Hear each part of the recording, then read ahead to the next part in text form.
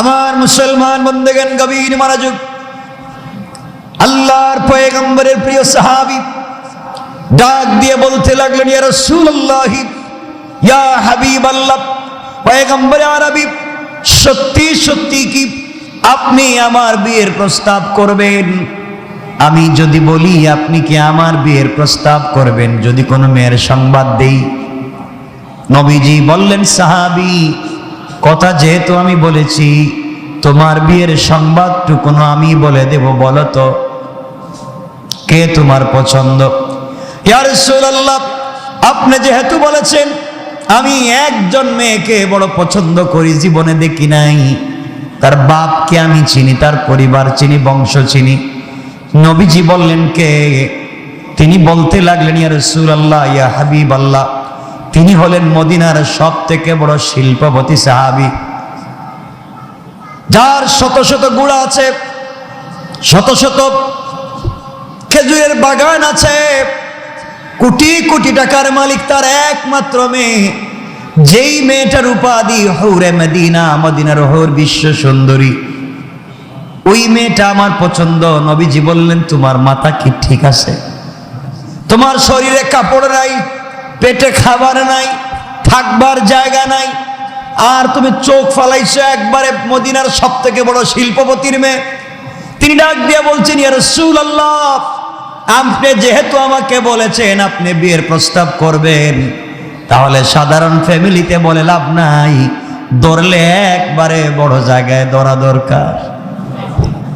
আপনি যেহেতু বিয়ের প্রস্তাব করবেন, নবীজি বলেন, কথা যেহেতু দিয়েছি, আমি তোমার বিয়ের প্রস্তাব করব, তুমি যাও, তার বাড়িতে তুমি গিয়ে আমার সালাম দিবা, আমার সালাম দিয়ে বলবা আমি নবীজি বলেছি তার মেয়ের বিয়েটা যেন তোমার সঙ্গে দেয়া দেয়।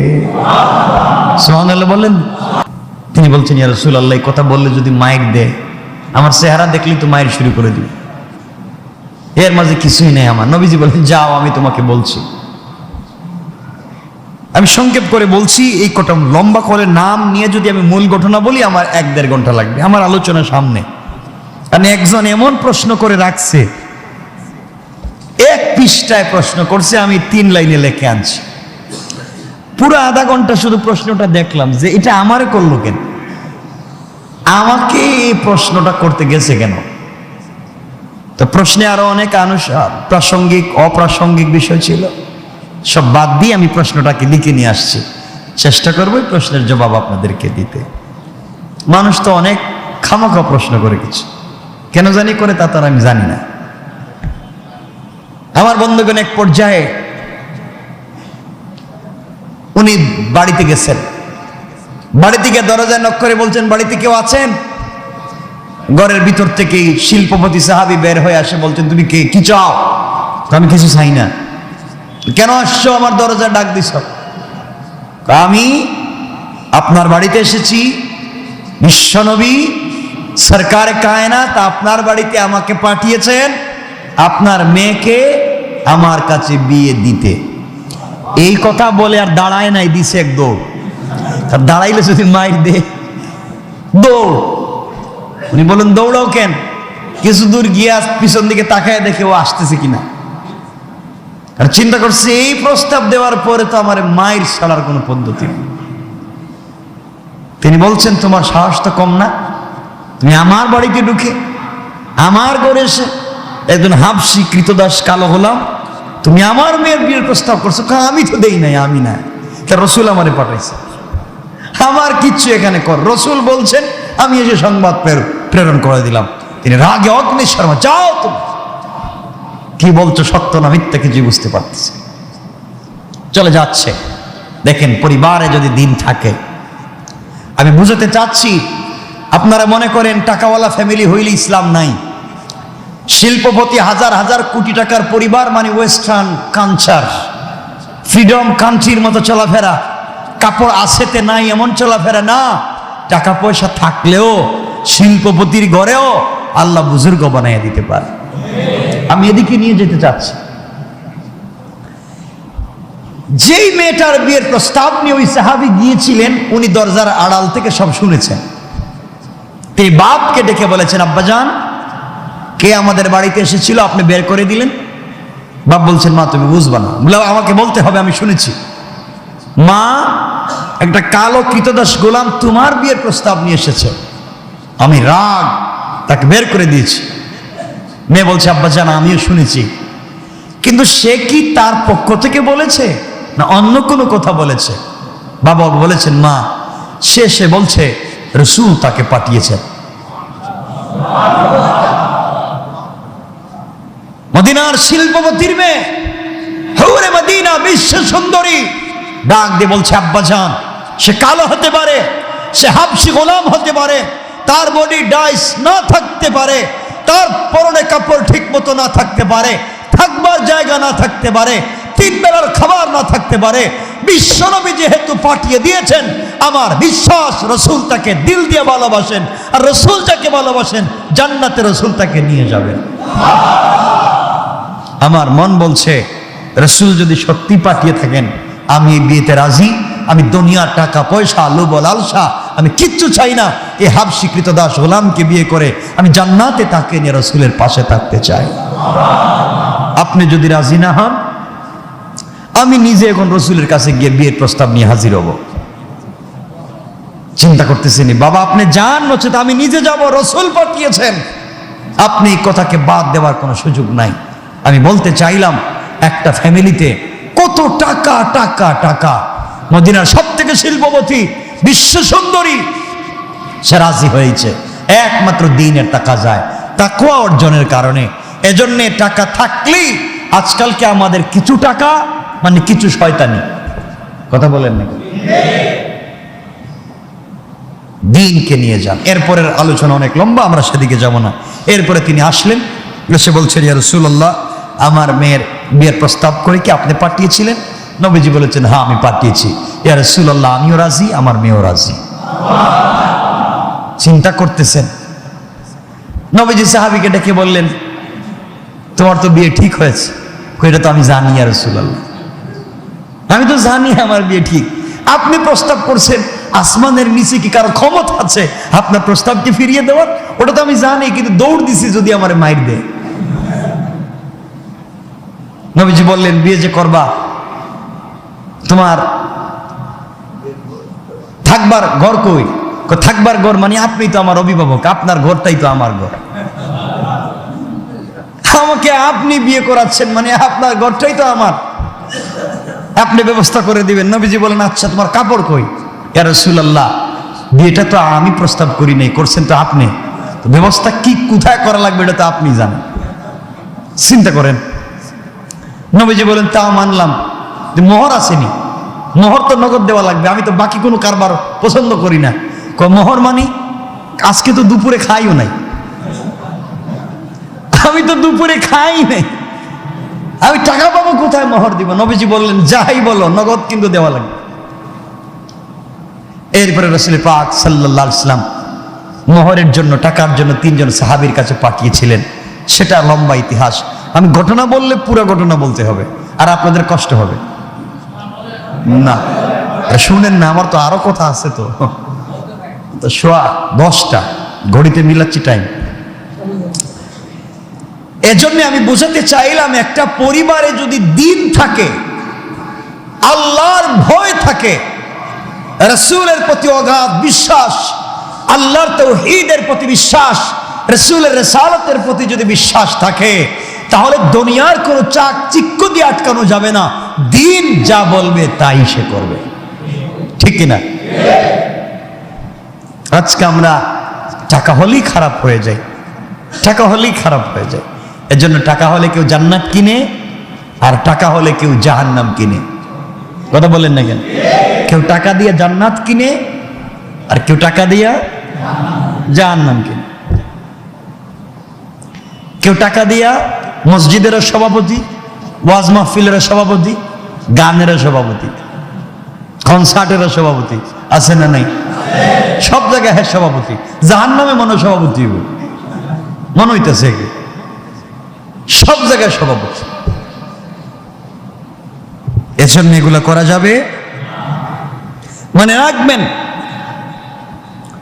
যালিকা ফাদলুল্লাহি ইউতিহি মান ইয়াশা, আল্লাহ রাব্বুল ইজ্জত ওয়াল জালাল বলেছেন, আল্লাহ পাকের অনুগ্রহ, তিনি যাকে ইচ্ছা তাকে দান করেন, আর যাকে ইচ্ছা তিনি দিবেন না। যাকে ইচ্ছা দিবেন, যাকে ইচ্ছা দিবেন না।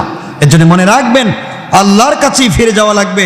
আল্লাহ রাব্বুল ইজ্জত ওয়াল জালাল 22 নম্বর সূরা হজ্জের 11 নম্বর আয়াতের কিছু অংশে আল্লাহ রাব্বুল ইজ্জত ওয়াল জালাল বলেছেন, খাসিরাত দুনিয়া ওয়াল আখিরা যালিকা হুয়াল খুসরানুল মুবিন। আল্লাহ রাব্বুল ইজ্জত ওয়াল জালাল বলেছেন, সে ক্ষতিগ্রস্ত হয় দুনিয়াতেও আখিরাতেও। এটাই তো স্পষ্ট ক্ষতি। যে ব্যক্তি দুনিয়ায়ও ক্ষতির সম্মুখীন, আখিরাতেও ক্ষতির সম্মুখীন, তার মতো হতভাগার কথা বলেন। যার দুনিয়ায়ও নাই, আখিরাতও, তার আর কোনো জায়গায় আসেনি। আখিরাত না হলে তো দুনিয়া পাইছে। যারা ইহুদি খ্রিস্টান হিন্দু বৌদ্ধ, তারা দুনিয়ায় তো পাইছে, আখিরাত না পাইলেও। আপনার আখিরাতও নাই, আপনার দুনিয়াও নাই। আপনার হইল ওই যে এর মতো দুইজন প্রতিযোগিতা করতেছে, পাহাড়ের উপর থেকে লাফ দিবে। ওই পাহাড়ের উপর থেকে লাফ দিবে, একজন বলছে আমি আমার দেবতার নামে লাফ দিব, দেবতা আমাকে বাঁচাইয়া দিবে। আর একজন বলছে আমি আমার আল্লাহর নামে লাফ দিব, আল্লাহ আমাকে বাঁচাইয়া দিবে। দুনজুর উঠছে উপরে, তিনি দেবতার নামে, দেবতা আমাকে বাঁচাইয়া দিবে, দিছে লাফ, মরে নাই। কেউ নেই, মরে নাই। মানে হে সব কলা কৌশল যাইনি লাভ দিছে। আর এখন যিনি মুসলমান, যিনি লাভ দিবে, হে চিন্তা করলো এটা মরে নাই কেন, তাহলে আমার তো বিপদ আছে। হে বলতেছে আল্লাহ তুমি আমারে বাঁচাইও, আর দেবতা আমার দিকে একটু খেয়াল রাখো। দেবতারে বলতেছে আমার দিকে একটু খেয়াল রাখো। ইমান কি আর ছিল, কিছু ছিল না গেছে? কথা বলেন। এই বিশ্বাসটুকু নড়বড়ে হয়ে যায়, আমাদের সামনের দিকে যায়। এই জন্য আমার মুসলমান বন্দেগান কথাগুলা দিল দিয়ে শোনেন। এই দুনিয়ার জমিনে আপনি যদি আল্লাহকে ভালোবাসতে পারেন, আল্লাহ রাব্বুল ইজ্জত ওয়াল জালাল আপনার কাছ থেকে দিনের 24টা ঘন্টা আল্লাহ আপনার কাছ থেকে নিতে চায় না। 24টা ঘন্টা দুনিয়ার কাজ করেন, শুধুমাত্র আল্লাহর হুকুম মতো আপনি করেন, রাসূলের তরিকায়। আপনি ঘুমাতে যান রাসূলের তরিকায়, আপনি ঘুম থেকে উঠেন রাসূলের তরিকায়, আপনি সকাল বেলা আপনি নাস্তা করবেন রাসূলের তরিকায়, আপনি ওয়াশরুমে যাবেন, ওয়াশরুম থেকে বের হবেন রাসূলের তরিকায়, আপনি অফিসে যাবেন, চাকরিতে যাবেন, দোকানে যাবেন রাসূলের তরিকায়, আপনি সারাদিন কাজ করবেন রাসূলের তরিকায়, সন্ধ্যা বেলা বাড়িতে চলে আসবেন রাসূলের তরিকায়, ঘুমাতে যাবেন আবার রাসূলের তরিকায়, খাবার খাবেন রাসূলের তরিকায়, বিছানা ঝাড়বেন রাসূলের তরিকায়, আপনি খাবেন, আপনি ঘুমাবেন, আপনি সব কিছু করবেন শুধু রাসূলের তরিকা যদি ফলো করেন। দুনিয়ার সকল কাজ করছেন আপনি, আর আপনার আমল নামায় আখিরাতের জন্য সওয়াব লিখে দিবেন আল্লাহ। দুনিয়ার কাজ করেন আপনি, আল্লাহর হুকুম আর রাসূলের তরিকায় করেন।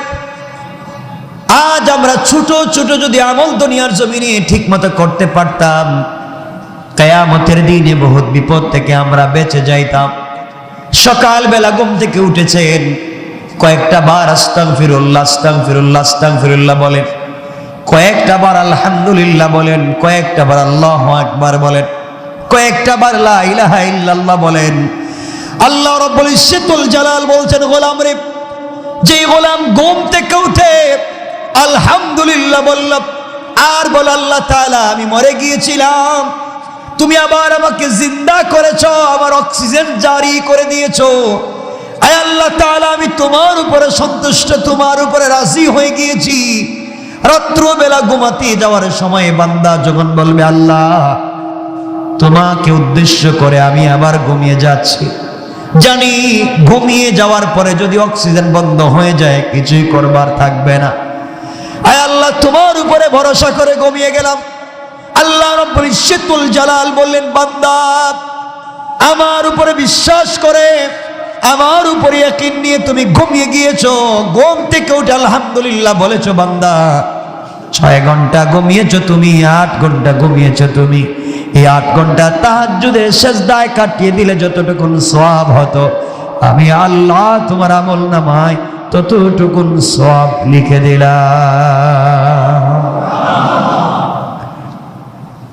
আপনি সারাদিন ইনকাম করেন, ওই ইনকাম করা পয়সা দিয়ে আপনি আপনার বাবাকে খাওয়ান, আপনি আপনার মাকে খাওয়ান, আপনি আপনার সন্তানকে খাওয়ান, আপনি আপনার স্ত্রীকে খাওয়ান, ভাই বোনকে আপনি খাওয়ান।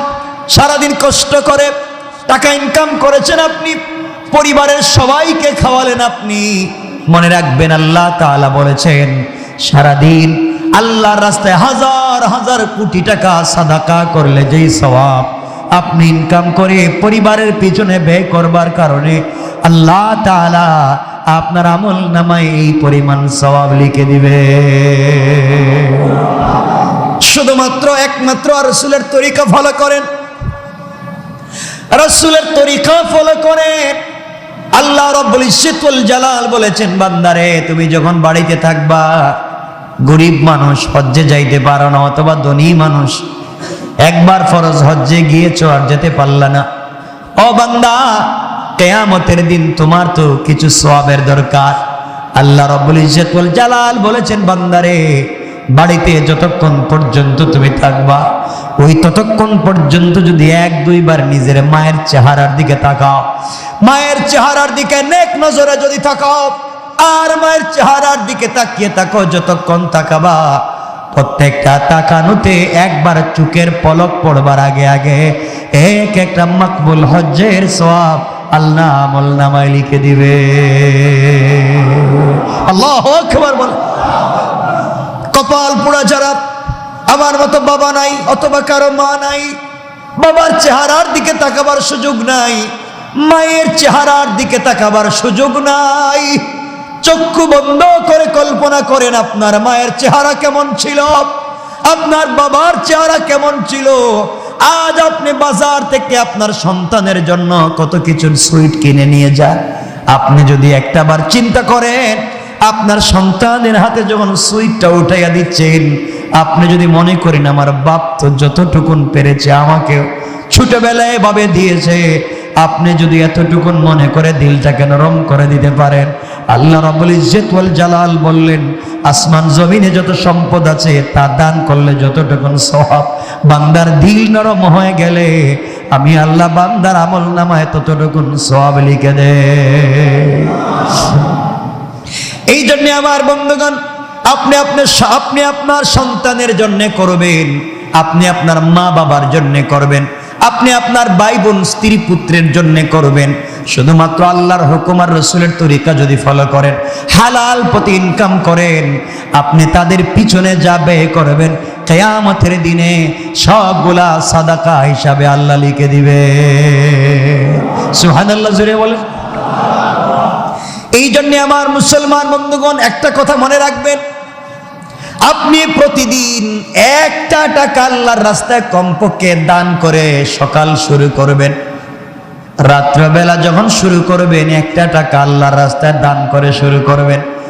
আল্লাহ রাসূল সাল্লাল্লাহু আলাইহি ওয়াসাল্লাম বলেছেন, তোমার যে ব্যক্তি সাদাকা করলো, আস-সাদাকাতু তারুদ্দুল বালা, যে ব্যক্তি সাদাকা করেছে হাজার হাজার বড় বড় বিপদ যদি তার উপরে আসার কথা থাকে, ওই এক টাকা আল্লাহর রাস্তায় আল্লাহকে ভালোবেসে যতটুকু সুযোগ ছিল সাদাকা করবার কারণে পুরা দিন আল্লাহ তাআলা তার পুরা বডির জিম্মাদার হয়ে যায়। রাত্র একটা টাকা আল্লাহর রাস্তায় দান করবার কারণে পুরা রাত্র আল্লাহ তাআলা স্বয়ং 19 জন ফেরেশতা দিয়া তার বান্দার হেফাজতের ওয়াদা করেছে। বান্দা যখন ঘুমিয়ে যায় তখন বান্দার নাকের ছিদ্র খোলা, কানের ছিদ্র খোলা, তার শরীরের বিভিন্ন অঙ্গ প্রত্যঙ্গের ছিদ্র অনেকগুলা খোলা রয়েছে। আল্লাহ রাব্বুল ইজ্জত ওয়াল জালাল বুঝতে পেরেছেন কোন সময় কোন পোকা আমার বান্দার নাক দিয়ে কান দিয়ে ঢুকে যাবে, বান্দাকে হত্যা করবে, মেরে ফেলবে, কষ্ট দিবে। এই জন্য আল্লাহ তাআলা 19 জন ফেরেশতা দিয়া বান্দাকে সার্বক্ষণিক পাহারাদারি করান, কোনোভাবে যেন আমার বান্দাকে কি কষ্ট দিতে না পারে। ফেরেশতারা আল্লাহর কাছে ডাক দিয়া বলছে, আল্লাহ তাআলা যেই বান্দা ফজরের সালাতে আসে নাই, জোহরে আসে নাই, আসরে আসে নাই, মাগরিবে আসে নাই, ইশার সময় আসে নাই, গত রাত্র থেকে আজ পর্যন্ত একবারও তোমার কথা শুনলো না, তোমাকে ভুলে গিয়েছে, আপনি কেন এতগুলা ফেরেশতা দিয়া পাহারাদারের ব্যবস্থা করলেন? আল্লাহ রাব্বুল ইজ্জত ওয়াল জালাল বলতে চাইলেন, ও ফেরেশতারা, আমার বান্দা আমাকে ভুলে গিয়েছে। তার অর্থ তো আমি যে বান্দাকে ভুলে যাব এমন হতে পারে না। আজ আমার বান্দা আমাকে ভুলে গিয়েছে, কাল যদি আমার বান্দা আমাকে মনে করে তওবা করে কান্না করে চোখের পানি ছেড়ে দে, হাজার হাজার বৎসর যেই জাহান্নামের আগুনকে জ্বালিয়ে রেখেছি, বান্দা যদি একটা বার কান্না করে এক ফোঁটা চোখের পানি ছেড়ে দেয়, আমার তার এক ফোঁটা চোখের পানিতে আমার হাজার বৎসরের জ্বালানো প্রজ্বলিত জাহান্নামের আগুন নিভে যেতে 1 মিনিটও দেরি হবে না। পড়েন সুবহানাল্লাহ। এই জন্য আমার বন্ধুগণ, সুযোগ হলে আল্লাহর কাছে চোখের পানি ছেড়ে কান্না করেন। জোয়ান ভাইরা ও জোয়ানেরা, যারা আমার মতো জোয়ান তরুণ আছে, তোমাদেরকে বলছি ভাই, দুনিয়ার লোভ লালসায় পড়ে, চাকচিক্যের পিছনে পড়ে, প্রেম ভালোবাসায় পড়ে তোমার মূল অস্তিত্বকে ভুলে যাইও না, আল্লাহকে ভুলে যাইও না, আল্লাহর রাসূলকে ভুলে যাইও না। দুনিয়ায় যা তুমি চোখে দেখলা সবগুলো একদিন অস্তিত্ব নষ্ট হয়ে যাবে, কিছুই তোমার থাকবে না। আল্লাহর প্রতি ভালোবাসা, রাসূলের প্রতি ভালোবাসা দুনিয়ার জমিনে থেকে যাবে। আজ তোমার আমার শক্তি আছে, চাইলে সারা রাত তাহাজ্জুদে কাটায়া দেই, এমন একদিন সামনে আসবে চাইলে আর সিজদা করতে পারবো না, চেয়ার ছাড়া বসতে পারবো না, রাত্রবেলা তাহাজ্জুদে দাঁড়াতে পারবো না। এই মুহূর্তে যদি আমরা 2 রাকাত নামাজ বেশি পড়ি, একটা সূরা বেশি তেলাওয়াত করি, একটা বার ইস্তেগফার তাসবিহ পড়ি, আল্লাহ রাব্বুল ইজ্জত ওয়াল জালাল বলছেন, বান্দারে, জোয়ান বয়সে তুমি যদি ঠিক মতো ইবাদত করতে পারো, বৃদ্ধ বয়স হয়ে যাওয়ার পরে যদি আগের মতো আর ইবাদত করতে না পারো, বান্দা, এখন আগের মতো দাঁড়াতে পারো না, তাহাজ্জুদের সময় উঠতে পারো না, ওযু করতে পারো না, তায়াম্মুম ঠিক মতো করতে পারো না, আগের মতো নামাজ রোজা করতে পারো না, কষ্ট হয়, বান্দারে, আমি আল্লাহ রাব্বুল ইজ্জত ওয়াল জালাল জানি তুমি আগের মতো ইবাদত করতে পারো না বৃদ্ধ হয়ে যাওয়ার কারণে। আমি আল্লাহ তোমার যৌবন বয়সের ইবাদতগুলোকে বৃদ্ধ বয়সেও তোমার আমল নামায় জারি করে রেখে দিলাম।